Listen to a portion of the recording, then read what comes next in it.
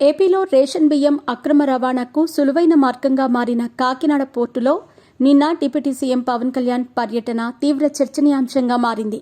ముఖ్యంగా కాకినాడ పోర్టులోకి వివిధ కారణాలతో తనను రానివ్వకుండా 2 నెలలు అధికారులే అడ్డుకున్నారని, చివరికి పోర్టులోకి వచ్చిన షిప్లోకి ఎక్కనివ్వకుండా సాకులు చెప్పారని పవన్ చేసిన ఆరోపణలు, కాకినాడ టీడీపీ ఎమ్మెల్యే మౌనాన్ని ప్రశ్నించిన తీరు ఇప్పుడు పొలిటికల్ సర్కిల్స్లో హాట్ టాపిక్గా మారింది.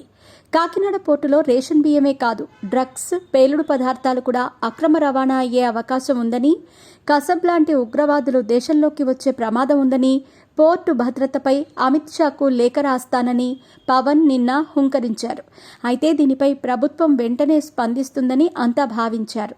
కానీ ఎన్డీఏ ప్రభుత్వం నుంచి ఇప్పటివరకు ఎలాంటి స్పందన లేదు. ముఖ్యంగా సీఎం చంద్రబాబు కూడా పవన్ వ్యాఖ్యలపై స్పందించలేదు.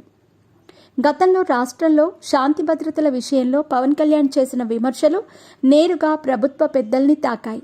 దీంతో వెంటనే రంగంలోకి దిగి సోషల్ మీడియాలో పోస్టులు పెట్టిన వారికి చుక్కలు చూపించిన ప్రభుత్వం ఇప్పుడు కాకినాడ పోర్టు విషయంలో పవన్ చేసిన ఆరోపణలపై మాత్రం మౌనంగా ఉండటం చర్చనీయాంశమవుతోంది.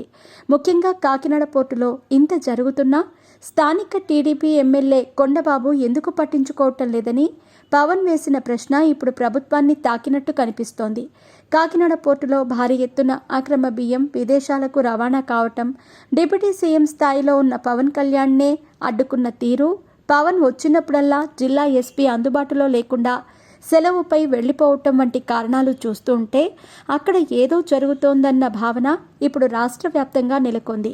అదే సమయంలో కాకినాడ సిటీ, రూరల్ ఎమ్మెల్యేలకు తెలియకుండా పోర్టులో ఏదో జరిగే అవకాశాలు అస్సలు లేవు. ఈ నేపథ్యంలో పవన్ వ్యాఖ్యలపై వెంటనే స్పందిస్తే ఇబ్బందులు తప్పవన్న భావనతో చంద్రబాబు మౌనంగా ఉన్నారా అన్న చర్చ జరుగుతోంది.